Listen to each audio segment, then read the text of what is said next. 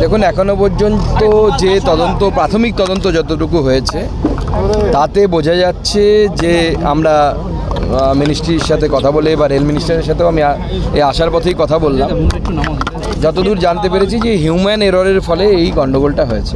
Human error মানে কি বিষয় বোঝা যাচ্ছে? এক্ষেত্রে যেটা এখনো পর্যন্ত তদন্তে উঠে এসেছে, আরও গভীর তদন্ত হলে আরও বোঝা যাবে পরিষ্কার করে যে যিনি সিগন্যাল মালগাড়ির যিনি ড্রাইভার ছিলেন তিনি সিগন্যাল কোনো কারণে মিস করে গেছেন আর কি।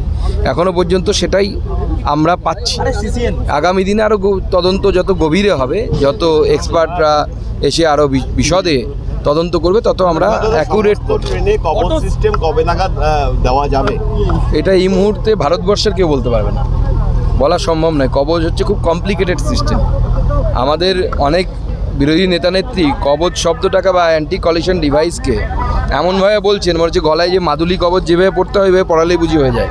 ওরকম বিষয় নয়, খুব কমপ্লিকেটেড ইঞ্জিনিয়ারিং একটা ডিভাইস। সেটাকে সেট করাও খুব টাফ, মানে সেট করতে হয়, কাজ করে না করতে করতে সেটাকে স্ট্যান্ডার্ডাইজ করতে হয়।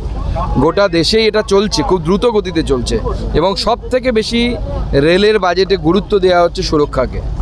এখনও কিছুটা বাকি আছে, খুব তাড়াতাড়ি আমার বিশ্বাস হয়ে যাবে। কি মনে হচ্ছে এই ঘটনায় দোষ কার থাকতে পারে, কি মনে হচ্ছে প্রাথমিকভাবে? দেখুন, এবার দোষ হয় না, যিনি হয়তো ড্রাইভার ছিলেন তিনি সিগন্যাল মিস করে থাকলে পরে কোনো কারণে হয়তো তিনি এমনি তো সিগন্যাল মিস করবেন না, ইচ্ছে করে তো মিস করবেন না, কোনো কারণে অসুস্থ হয়ে পড়েছিলেন বা ঘুম পেয়ে গেছিলো বা এরকম কিছু একটা হয়েছিল হয়তো, এখন তো বোঝা যাচ্ছে না।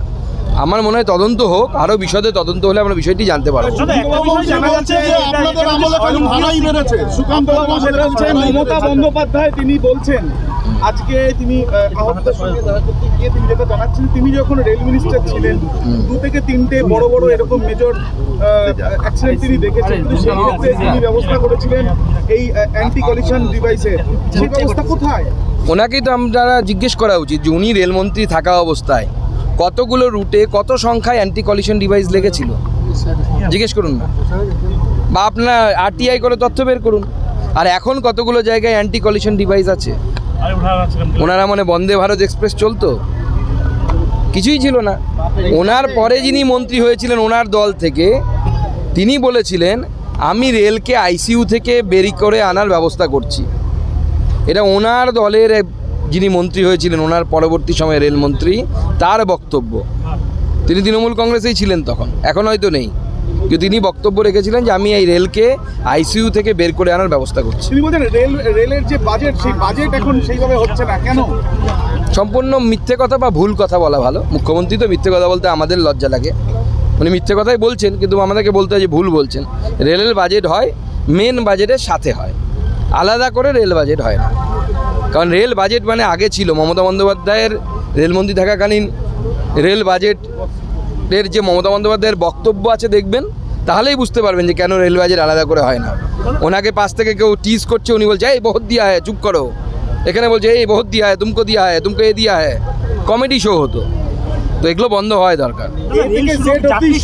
আরো জোর দেওয়া হবে, কারণ একের পর এক ঘটনা ঘটছে, বিকানের এক্সপ্রেসের ঘটনা, তারপর আরো একটা ঘটনা, এবার আরো দেখুন, সমস্ত রকমের জোর সুরক্ষার জোর প্রতি সব থেকে বেশি দেয়া আছে, কিন্তু মাঝে মাঝে হিউম্যান এরর হয়।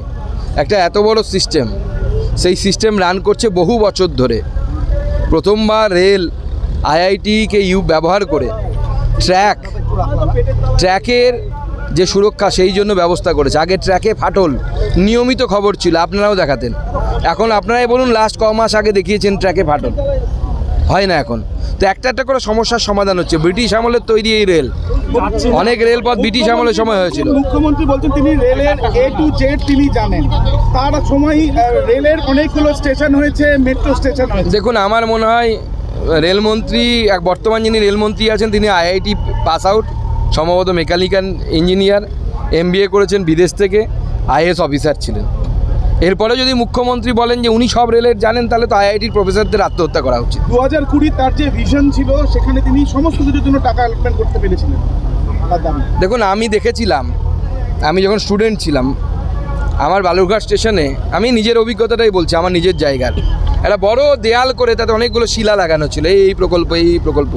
রেল মাছ ধরবে, রেল সাপ মারবে, ব্যাং মারবে থেকে শুরু করে রেল হসপিটাল করবে, রেল খেলবে, রেল অলিম্পিক করবে, সমস্ত কিছু করবে।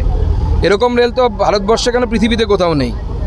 ওনার কোনো পয়সা বাজেটে ছিল না, এমনকি বাজেটে কোনো পয়সা দেননি। এমনকি এই মুহূর্তে পশ্চিমবঙ্গের মেট্রো রেল একমাত্র মেট্রো রেল ভারতবর্ষের, যেটা সম্পূর্ণভাবে কেন্দ্র সরকারের টাকায় তৈরি হচ্ছে। এটা আমাদের পশ্চিমবঙ্গবাসীর জন্য লজ্জা। অন্যান্য সব রাজ্যে এমনকি যোগীর উত্তরপ্রদেশে, খুব বাজে উত্তরপ্রদেশ যাকে মুখ্যমন্ত্রী বলেন, সেই উত্তরপ্রদেশে মেট্রো রেলের 60-40 ভাগ আছে। অর্থাৎ 100 টাকা খরচ হলে 60 টাকা রেল দিলে 40 টাকা উত্তরপ্রদেশ সরকার দেয়, কোনো কোনো ক্ষেত্রে রাজ্য সরকার আরও বেশি দেয়।